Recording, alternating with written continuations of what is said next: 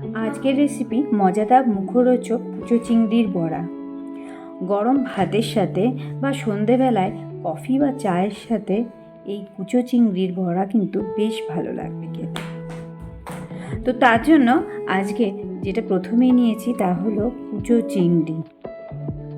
কুচো চিংড়িটাকে ভালো করে জল দিয়ে ধুয়ে নেওয়া হয়েছে এবং সেটাকে হাত দিয়ে চিপে চিপে শুকনো করে ধুয়ে নিয়ে হামানদিস্তায় অথবা বাটনাতে বাটতে পারেন, শিলনোড়াতে দিয়ে লঙ্কার সাথে একটু পেস্ট করতে হবে। অনেকে এর সাথে ডাল বাটা ইউজ করে, কিন্তু আমার ব্যক্তিগতভাবে খুব একটা ভালো লাগে না। ডাল বাটা দিলে চিংড়ি মাছের গন্ধটা মনে হয় যেন কেটে যাবে। তো তার জন্য আমরা এখানে এর সাথে শুধুমাত্র পেঁয়াজ ইউজ করেছি।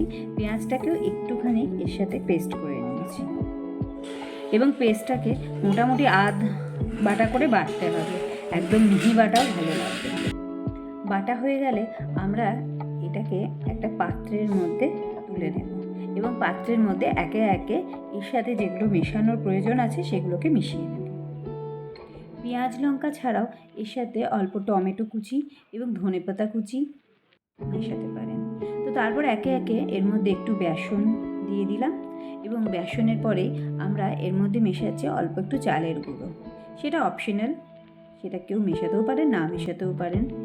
তারপরে এর মধ্যে আদা বাটা, নুন আর অল্প পরিমাণে যেরকম আপনারা ঝাল খেতে চান সেই পরিমাণে লঙ্কা গুঁড়ো মিশিয়ে নেবেন এবং মেশানোর পর এটাকে ভালো করে মিক্সড করতে হবে।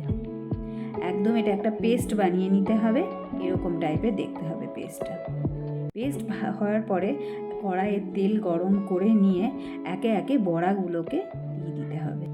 বড়াগুলো কড়াইতে দেওয়ার সময় হাই ফ্লেমে থাকবে, কিন্তু তারপরে ফ্লেমটাকে কমিয়ে মিডিয়াম আঁচে নিয়ে রান্নাটা করতে হবে, যাতে ভিতরের অংশটা ভালোভাবে ভাজা হয়ে গিয়ে পুরো মুড়মুড়ে কুড়কুড়ে ব্যাপারটা হয়।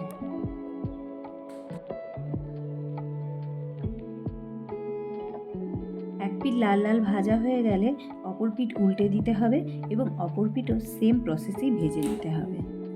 এতে অনেকে মুসুর ডাল বাটাও ব্যবহার করে থাকেন।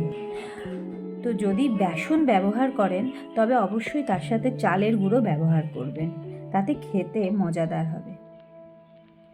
তো আজকের রেসিপিটি কেমন লাগলো অবশ্যই জানাবেন কমেন্টস করে, আর যদি ভালো লেগে থাকে তো অবশ্যই একটা লাইক, কমেন্ট আর শেয়ার করবেন।